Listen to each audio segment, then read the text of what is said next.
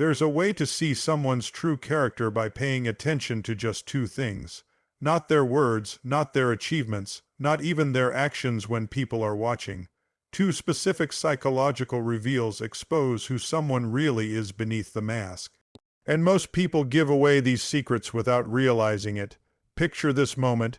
You're sitting across from someone you thought you knew, a colleague, a friend, maybe even your partner. They seem genuine, trustworthy, put together, but something feels off. You can't put your finger on it, but your instincts are telling you there's more beneath the surface. No matter how carefully someone constructs their image, these two psychological tells always slip through. And once you know what to look for, you'll never be fooled by a false persona again. These aren't complex psychological tests. They're simple observations that reveal the deepest truths about human nature. And by the end of this journey, you'll not only be able to read others like an open book, but you'll understand yourself in ways you never thought possible. But here's what makes this discovery unsettling. These two reveals don't just expose other people's character. They force you to confront your own hidden nature. The most terrifying thing is to accept yourself completely. And these two psychological windows will show you parts of yourself you've been avoiding. Most people go through life believing they can judge character through surface behaviors. They look for confidence, kindness, success, or charisma, but those are all part of what we might call the performance layer. The carefully constructed image we present to the world. The real person lives beneath this performance, and no matter how skilled someone becomes at managing their image, two specific psychological patterns will always reveal their authentic nature. These patterns operate outside conscious control, which is why they're so reliable. It's not about what people choose to show you.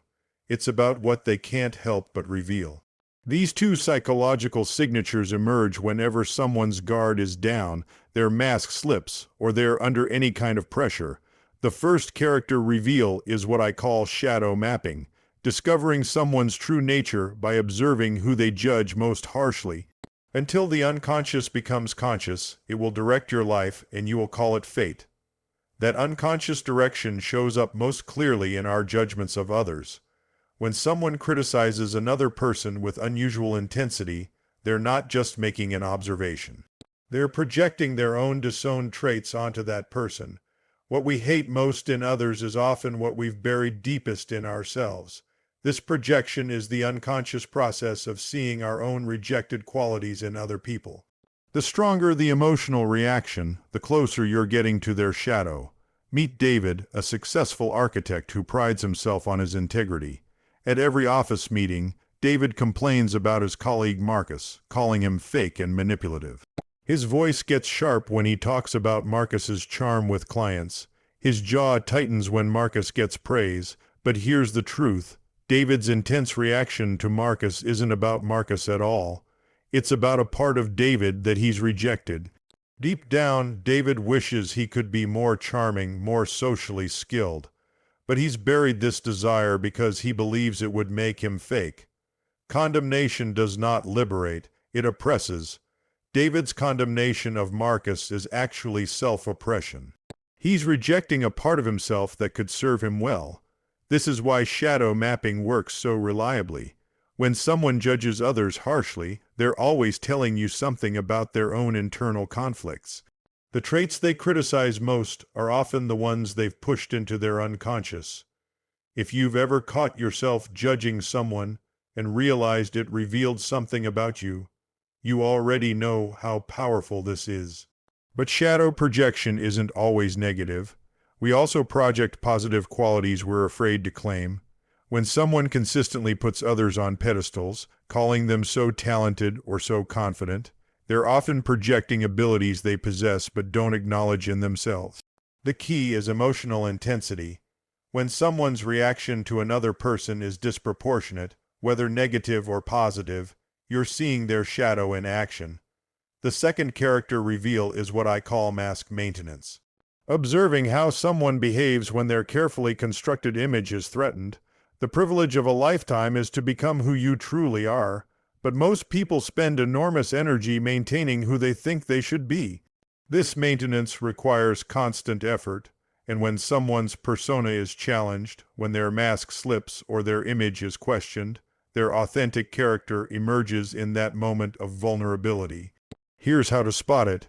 Watch what happens when someone faces unexpected criticism, when their competence is questioned, or when they're caught in a mistake. Do they become defensive? Do they attack back? Do they deflect blame? Or do they pause, reflect, and respond authentically? Take Sarah, a marketing director known for her calm professionalism. She's built her career on being the unflappable one, the person who never loses her cool under pressure. But during a high-stakes client meeting, the client criticized her team's strategy, questioning Sarah's judgment. In that moment, Sarah's persona cracked. Her voice became sharp, her posture rigid.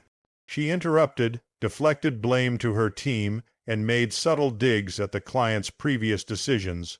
The calm professional disappeared, revealing someone defensive, insecure, and willing to sacrifice her team to protect her image.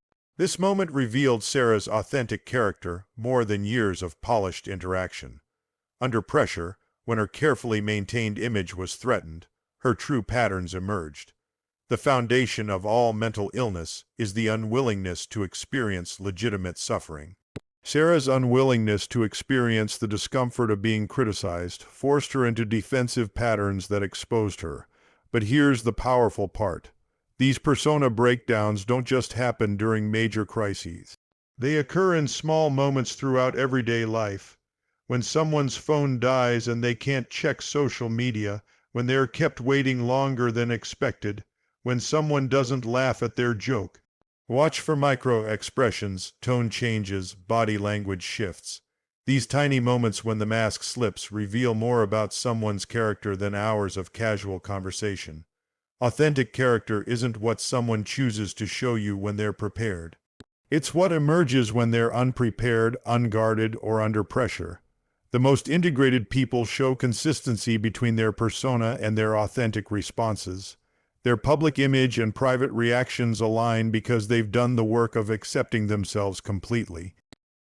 Now that you understand these two character reveals, let's explore why they work so reliably. The mind organizes itself to navigate reality while protecting the ego. The meeting of two personalities is like the contact of two chemical substances. If there's any reaction, both are transformed. But before transformation can occur, we must understand the authentic character beneath the social performance. Shadow projection reveals character so accurately because the unconscious can't distinguish between self and other when it comes to rejected material. When David criticizes Marcus for being fake, his unconscious is actually trying to process his own relationship with authenticity versus social performance. The intensity of someone's judgment always corresponds to the intensity of their internal struggle with that particular trait. This is why people who are genuinely secure in an area rarely judge others harshly for weaknesses in that same area. Someone who's truly confident doesn't waste energy criticizing others' insecurities. Someone who's authentically successful doesn't feel threatened by others' ambitions.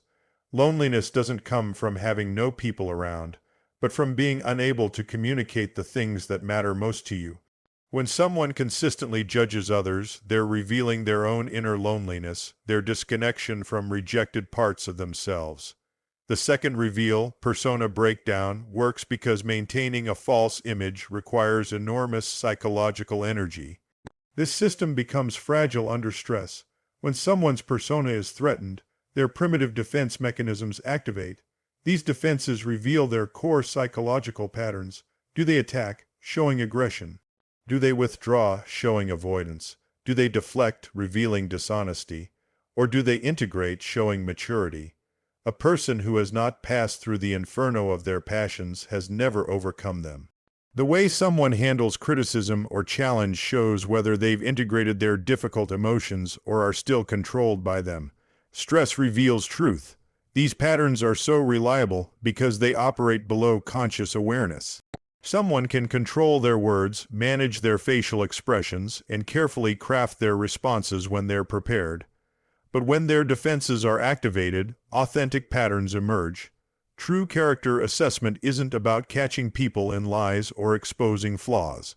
It's about seeing the whole person, their struggles, their defenses, their growth areas, and their authentic strengths. This understanding allows for genuine connection rather than surface interaction.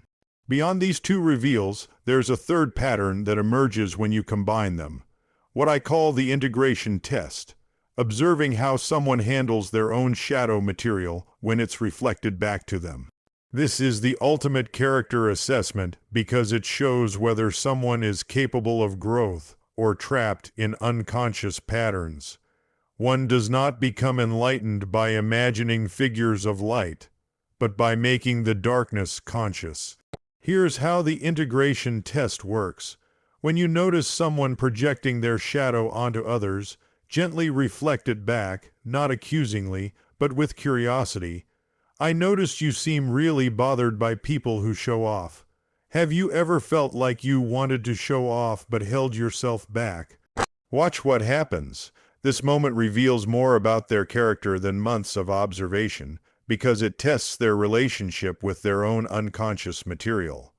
David might respond in one of two ways. Response 1, defensive. Are you saying I'm fake like Marcus? That's ridiculous.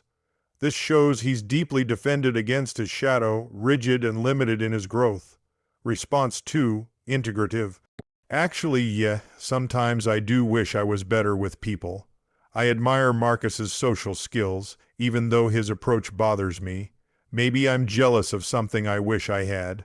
This shows David can hold paradox, being bothered by something while also recognizing his own relationship to it. The most intense conflicts, if overcome, leave behind a sense of security and calm that isn't easily disturbed. People who can integrate feedback about their shadow grow stronger through self-awareness.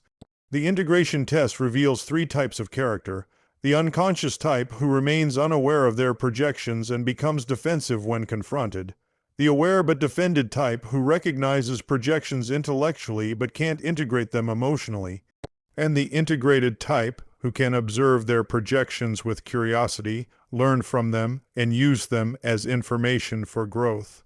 If you've learned to see your judgments as information about yourself, you already know how powerful this is. This integration capacity predicts how someone will handle conflict, criticism, and intimacy. Those who can't integrate their shadow repeat the same patterns indefinitely. Those who can become authentic, self-aware, and capable of genuine connection. But here's a crucial warning. Where love reigns, there is no will to power. And where the will to power is paramount, love is lacking. Use these insights to understand and connect, not to manipulate or control. Character assessment should serve compassion, not domination. In relationships, listen to how your partner talks about others. Do they criticize selfishness? That might reveal their own struggle with self-advocacy. Do they criticize neediness? They might be denying their own need for connection, but use this insight to build intimacy, not to attack. In professional settings, notice how colleagues handle feedback. Do they get defensive, deflect blame, or attack the messenger? Or do they pause and respond thoughtfully? This reveals their capacity for growth and collaboration. For parenting, these insights are invaluable. When a teenager complains that their friends are fake or attention-seeking, help them explore what this reveals about their own struggles with belonging. This builds self-awareness instead of judgment. But remember, character assessment is a two-way mirror. Everyone you meet knows something you don't know but need to know. Learn from them. Every judgment you make, every reaction you have to someone else's behavior reveals something about your own patterns. Here's a practical exercise. Keep a shadow journal. When someone irritates you, write down exactly what bothers you.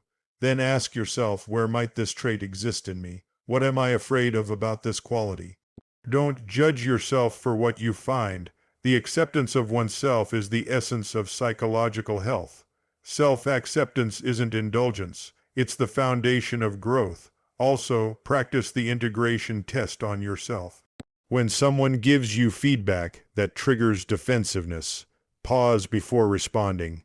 Ask, what if there's truth in this? What might I learn about myself? Character development isn't about perfection. It's about becoming conscious.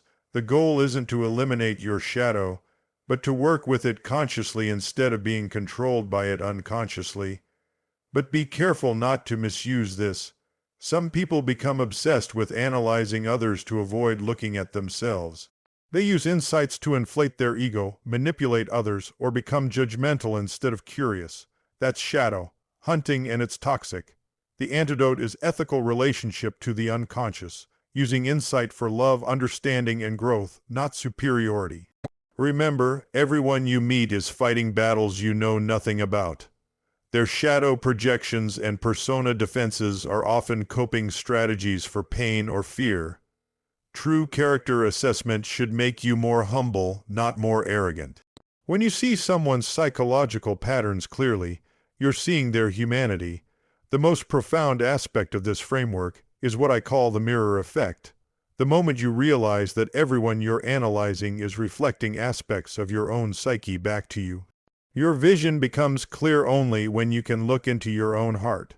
Who looks outside dreams, who looks inside awakes. The people who trigger your strongest reactions are always showing you your own shadow material.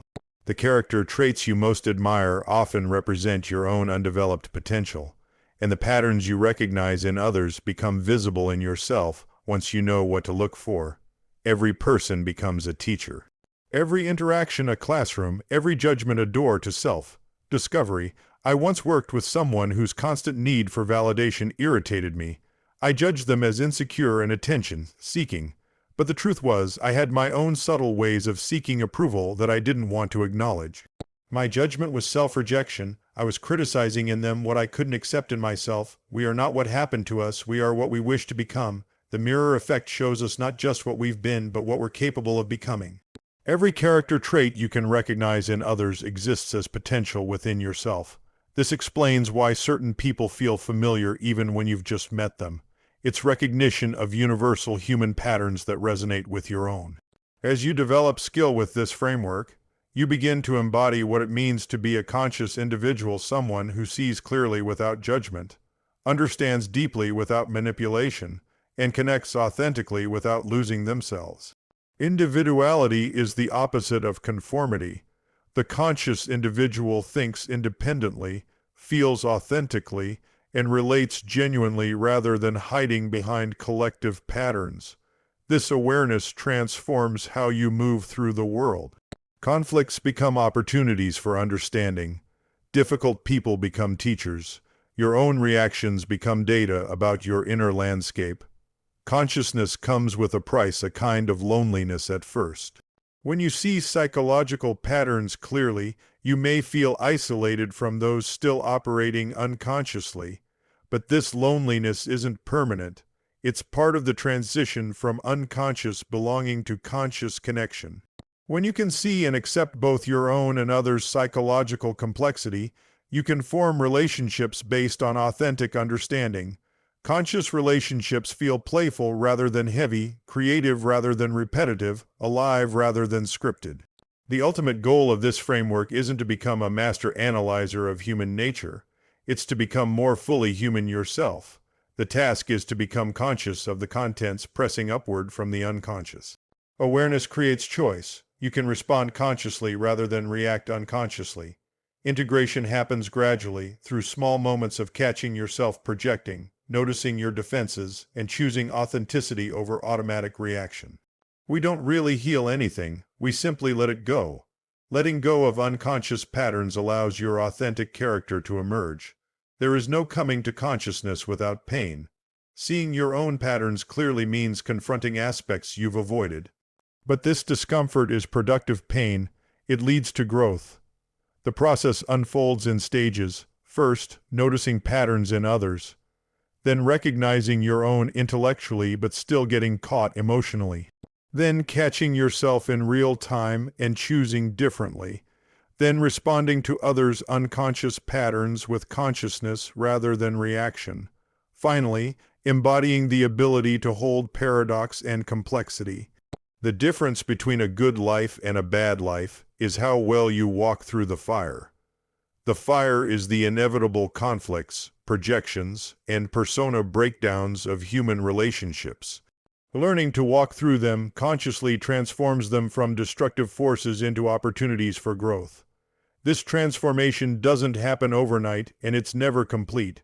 Consciousness is a practice, not a destination.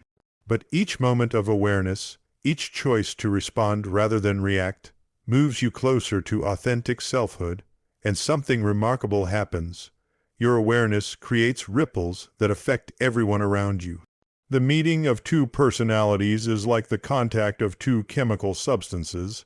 If there's any reaction, both are transformed. When you stop participating in unconscious patterns, when you don't take the bait of others' projections or react defensively to persona breakdowns, you create space for new kinds of interaction. People sense this shift even if they can't articulate it. They might say you seem calmer or more real. What they're sensing is your decreased reactivity. This creates consciousness contagion. Your awareness invites others into greater awareness, not through preaching, but through presence. You are what you do, not what you say you'll do. Authentic presence speaks louder than any words. Some people will resist. Your refusal to participate in unconscious drama might frustrate them. They might escalate, trying to pull you back into old dynamics. But others will be drawn to your consciousness like flowers to light. They'll sense the possibility of authentic connection and loosen their own defenses. This ripple effect extends into families, workplaces, and communities. When one person starts owning their shadow and dropping their masks, it gives others permission to do the same. Individual consciousness is the key to collective transformation. The world will ask you who you are, and if you don't know, the world will tell you. But when you know who you are shadow and all, you become immune to the world's projections. You become a beacon for others. Your willingness to face your shadow gives others courage to face theirs. Your ability to drop your masks creates safety for others to risk authenticity. The deeper purpose of character assessment isn't to judge or manipulate, but to understand human psychological patterns so clearly that you can respond consciously rather than react unconsciously. The two reveal shadow projections and persona breakdowns aren't just tools for reading others. They're mirrors that reflect your own journey toward consciousness and authenticity. To be normal is the ultimate aim of the unsuccessful. But you're not here to be normal. You're here to be conscious, to see clearly, to understand deeply, and to connect authentically with the human beings around you. Every time you catch yourself judging someone harshly, you have an opportunity to explore your own shadow.